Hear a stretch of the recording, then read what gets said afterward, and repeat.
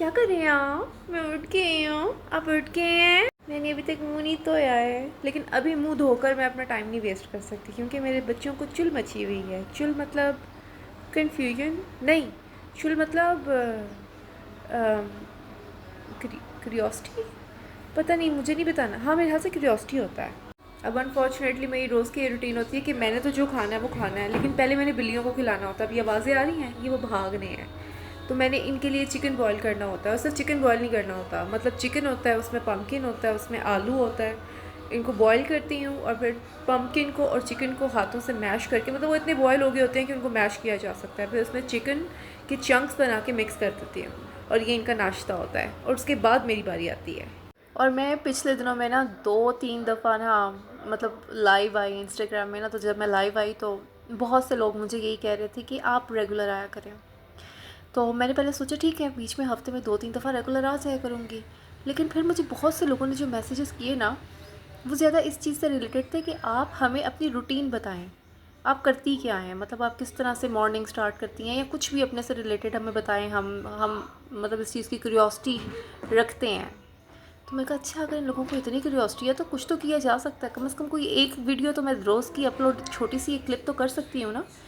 लेकिन अब मसला ये है कि जब मैं क्लिप अपलोड करूँगी और जब मैं मॉर्निंग में शुरू करूँगी, मतलब मैंने उठते ही ये चीज़ करनी है। अब जैसे मैंने मुंह धोए बगैर ही ये बनाना शुरू कर दी है, तो उसमें मैंने रॉ होना है। और जब मैं रॉ फॉर्म में हूँ तब मेरी वो वीडियो थोड़ी सी लंबी जा सकती है, 5 मिनट की भी हो सकती है, 10 मिनट की भी हो सकती है। और अगर मुझे बहुत बातें आई हुई हैं, मैं अपनी बॉडी को नेचुरली भाई डिटॉक्सीफाई कर रही हूँ। जब मैं तुम लोगों से बातें कर रही हूँ, मैं मॉर्निंग में जब बातें कर रही हूँ, तो मैं अपने आप को ये बता रही हूँ कि मुझे बहुत सी दुनिया में जो ऐसे लोग जो बिल्कुल मेरे ही माइंडसेट वाले हैं, मेरे जैसे ही ज़हनी मरीज़ हैं, वो मुझे सुन रहे हैं।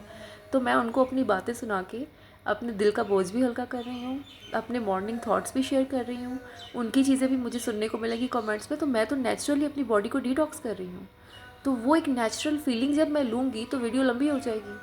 और मसला ये है कि इंस्टाग्राम इतनी लंबी वीडियोस को इनकरेज नहीं करता। तो फिर बेस्ट क्या है? बेस्ट ये है, मैंने फाइनल हल ये निकाला है कि मैं रोज़ की रोज़ वीडियो बनाऊँगी। और रोज़ की रोज़ वीडियो बनाकर जितने जितने भी मेरे मूड के हिसाब से, जितना उस टाइम मेरा स्टेमिना होगा, जो मेरा मूड होगा, मैं वीडियो बनाकर उसको अपलोड करूँगी यूट्यूब के अंदर। लेकिन उसके शॉर्ट्स मैं इंस्टाग्राम में रखूँगी, ताकि जिनको शॉर्ट्स देखते हैं वो इंस्टाग्राम में देख लें, वो नहीं आना चाहते वहाँ पे ना आए, कोई ज़बरदस्ती नहीं है। लेकिन जिनको थॉरो देखना है कि मैंने क्या बोला, क्या किया और क्या मेरे दिमाग में सुबह सुबह चल रहा होता है, वो यूट्यूब में आकर वो मेरी वीडियो देखेंगे। और उसका लिंक अभी मुझे पता नहीं है कैसे वो मैं अटैच करूँगी उसके अंदर, लेकिन मैं उसका लिंक शेयर करने की कोशिश करूँगी जब मैं उसका शॉर्ट अपलोड करूँगी इंस्टाग्राम में। तो तुम लोग अब मुझे वहाँ पे भी फॉलो कर सकते हो। मतलब इंस्टाग्राम में तो कर ही रहे हो, तो यूट्यूब में भी मुझे अगर फॉलो कर दोगे तो मुझे इससे इंकरेजमेंट मिलेगी कि तुम लोगों को इस चीज़ का मज़ा आ रहा है, तो फिर मैं कंटिन्यू रखूँगी ना। खैर अभी नाश्ता नहीं करूँगी, पता है, अभी मैं एक्सरसाइज करूँगी। अभी कोई मैं आधा घंटा एक्सरसाइज करूँगी, और मतलब वो साइकिलिंग करूँगी, जो भी मैंने करना है मैंने सोचा हुआ करूँगी। फिर आधे घंटा मैं गेमिंग करूँगी। इस तरह से करके मैं 1 घंटा अपना पूरा करूँगी। फिर जब वो 1 घंटा मेरा पूरा हो जाएगा, फिर मैं शुरू किया करूँगी जो कलवंजी नहीं होती, जो ब्लैक सीड्स होती हैं, वो इन्फ्लेमेशन के लिए बहुत अच्छी होती हैं। लोग खाते ही नहीं है, पता नहीं क्यों। कलवंजी में कहते हैं तकरीबन हर बीमारी का इलाज है, और सबसे ज़्यादा हमारी बॉडी में जो बीमारियाँ होती हैं वो म्यूकस से होती हैं और इन्फ्लेमेशन से होती हैं। और इतना अच्छा है ना इन्फ्लेमेशन के लिए कलवंजी, लोगों को पता ही नहीं है, लोग खाते ही नहीं है। लेकिन वो ज़्यादा नहीं खानी होती, उसका एक चुटकी लेना होता है। अगर गिन के दाने लेने हैं, उसके सीड्स लेने हैं, तो 15 सीड्स ले लो, ठीक है, एक चुटकी में आ जाते हैं अपने। और उसको चुबा के खा जाओ। और फिर उसके बाद मैं क्या करती हूँ कि मैं 2 ग्लास पानी के लेती हूँ, या जो मेरी वाटर बॉटल है उसमें 2 ग्लास पानी आ जाता है। उसमें एक टीस्पून, कभी कभी एक पूरा टेबल स्पून डाल देती हूँ। वो जो इसबगोल जो होता है ना, उसको डाल के शेक करके वो पानी पी लेती हूँ। वो भी इन्फ्लेमेशन के लिए बहुत अच्छा होता है। ये करने के बाद फिर मैं आहिस्ता आहिस्ता अपने नाश्ते की तरफ आती हूँ। और नाश्ता नॉर्मली मेरा उबले हुए अंडे होते हैं, लेकिन क्योंकि अब मौसम चेंज है तो आज तो मैं छोटे छोटे पैनकेक्स बना कर खाऊँगी, मेरा बड़ा दिल कर रहा है। और भाई मैं स्किन केयर के लिए तुम लोगों की तरह पैसे ज़ाया नहीं करती। मतलब ख़वातीन विटामिन सी के सीरम्स लगाती हैं 4-4 5-5 हज़ार के, कुछ तो यार 8-8 हज़ार के, मतलब 7,500 8,000 के भी मैंने देखे हैं। और आपको पता है वो लगा के भी कोई फ़र्क नहीं पड़ेगा, कोई झंडा नहीं गाड़ेंगी आपकी अपनी स्किन में, कोई फ़र्क नहीं पड़ने लगा। वो टेम्परेरी एक आपका आ जाएगा, लेकिन उसका लॉन्ग टर्म कोई बेनिफिट नहीं है। आपको इतना पता होना चाहिए, आप माशाल्लाह पढ़ी लिखी हैं, वाम है, आजकल इंटरनेट है, आप सर्च कर सकते हैं।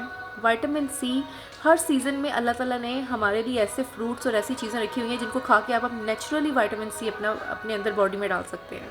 आप अमरूद खा लें, अमरूद आते हैं ना, कितना सस्ता अमरूद है। आपने ब्लूबेरी खा के पागल होना है, ब्लूबेरी महंगी है भाई, इन्ना जिहा पैकेट 1500-1800 का आंदा है। अमरूद सब तो सस्ते रेहड़ियां च रुलदे पे, तुहानू वो नहीं नज़र आते।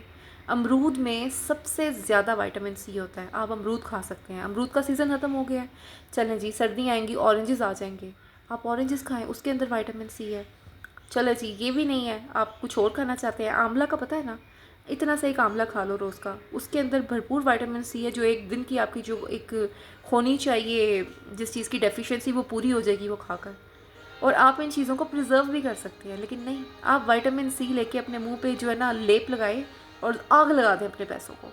और फिर मैंने ऐसी ऐसी दुनिया देखी है जो ग्लूटाथायोन की वो इंजेक्ट करते हैं ना अपने आप को, वो जो ड्रिप्स होती हैं या इंजेक्शंस होते हैं जो भी होते हैं, भाई आपको ये बात क्यों नहीं समझ आ रही, वो आपको चिट्टा नहीं करेगी। वो क्या करती है, वो आपका लीवर डिटॉक्सिफाई करती है, वो आपके स्किन के सेल्स जो है ना उनको रिपेयर करती है, वो आपके इम्यून सिस्टम को बेहतर करती है, बस इससे ज़्यादा कोई काम नहीं है उसका, वो आपको चिट्टा नहीं करती।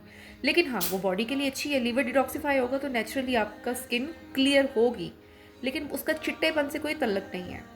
और अगर आपने वो नेचुरली कंज्यूम करना है तो भाई वो पता है ना वॉलनट्स का अखरोट, पता है ना अखरोट, जिंदगी कभी वेखे ने 4 तो 5 खा लो, तानू लोड़ ही नहीं है उस चीज़ की फिर। और अगर वो भी तुम लोगों को महंगा लगता है तो सूरजमुखी के बीज का तो पता है ना, वो तो सस्ते होते हैं ना, उनका तो पता है ना, 1 टेबलस्पून वो खा लो, तुम लोगों को ज़रूरत ही नहीं है उस चीज़ की तरफ जाने की। एक और चीज़, ये जो कोलेजन की एड्स आती हैं ना, वो जो क्रीम्स आपको बताती हैं, सीरम्स आपको बताती हैं, मेरी जान वो टेम्प्रेरी इम्पैक्ट आपकी स्किन में डालेंगी, ये लॉन्ग टर्म आपको फ़ायदा नहीं दे सकती। अगर आपको नहीं यकीन, रिसर्चेस जाके पढ़ लो, भरी पड़ी हैं इन रिसर्चेस इस चीज़ के ऊपर कि ऐसी कोई क्रीम नहीं है, ऐसा कोई फार्मूला नहीं है कि आप इस चीज़ को किसी तरह से क्रीम्स लगा के कंट्रोल कर सको। हाँ, जब एक ब्रैकेट के बाद एक मतलब एज ब्रैकेट आती है जिसमें ये चीज़ कम होना शुरू हो जाती है, तब आपको सप्लीमेंट्स लेनी पड़ती हैं। क्रीमों से कुछ नहीं होने लगा, लेकिन आप पैसे ज़ाया कर रहे हैं, अपने आप को आग लगाने की आदत है अपने पैसों को। और अगर आपने फिर भी इसको टाइम से पहले अपने ऊपर नहीं आने देना इसका इम्पैक्ट, और आप एक मेंटेन करना चाहते हो इस चीज़ को, तो आप पम्पकिन सीड्स खाया करो। कद्दू के बीज नहीं होते, जगह जगह मिलते हैं यार, 1 चम्मच खा लो, आपका कोलेजन मेंटेन रहेगा। और फिर लोग वीडियोस देख के ना चिया सीड्स को कंज्यूम करने लग पड़ते हैं कि ये बहुत अच्छा है इन्फ्लेमेशन के लिए। वो बेजल सीड्स होती हैं, अनी दियो बच्चों, जो बेजल सीड्स होती हैं ना, जिनको आप असल में तुख्म लंगा कहते हैं, जो कुल्फ़ी के ऊपर भी डाली होती है, वो बेजल सीड्स होती हैं और वो इन्फ्लेमेशन के लिए काम करती हैं। चिया सीड्स की तो जो तासीर होती है वो गर्म होती है, वो इन्फ्लेमेशन के लिए बेसिकली नहीं है।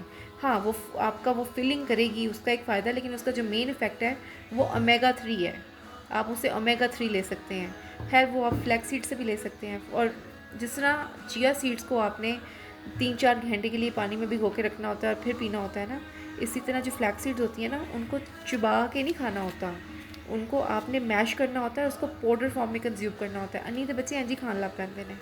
चलो आज के लिए बहुत हो गया, हर रोज़ आने की कोशिश करूँगी, कोशिश तो पूरी है यार, मैं कोशिश करूँगी कि कम से कम दिन मिस करूँ और किसी बहाने आके तुम लोगों से कम्युनिकेट कर जाऊँ, क्योंकि इसमें फ़ायदा मेरा भी तो है, दिल का बोझ हल्का हो जाएगा मेरा, और तुम लोग भी हल्का कर सकते हो। कमेंट्स में अपनी बातें लिख सकते हो, अपनी चीज़ें तुम लोग मुझे पर्सनली प्राइवेट मैसेज करके शेयर कर सकते हो। अपना कोई एक्सपीरियंस शेयर करना चाहते हो तो मुझे बताओ, मैं इसमें बता दूँगी। अगर तुम लोग मुझे कोई स्टोरी भी बताना चाहते हो ना, या कोई चीज़ ऐसी है जो तुम लोग चाहते हो कि वो पब्लिकली बताई जाए, तो प्लीज़ मुझे बताना, मुझे इनबॉक्स करना, मैं शेयर करूँगी अगर वो शेयर करने वाली होगी। मुझे बड़ा मज़ा आता है इन चीज़ों का। और दूसरी चीज़, अगर तुम लोग इन चीज़ों को एंजॉय करते हो ना जो हेल्थ केयर से रिलेटेड है, और तुम लोगों को कोई इशू है, तो तुम लोग प्लीज़ मुझे बता सकते हो। मैं तुम लोगों को उसके बारे में जितना नॉलेज मुझे होगा मैं शेयर करूँगी, क्योंकि मैं बहुत रिसर्चेस पढ़ती हूँ।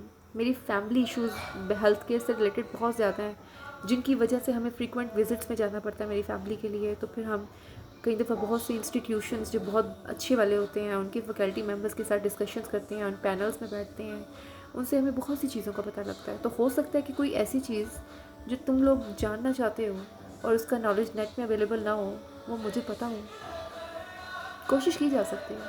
चलो बाय।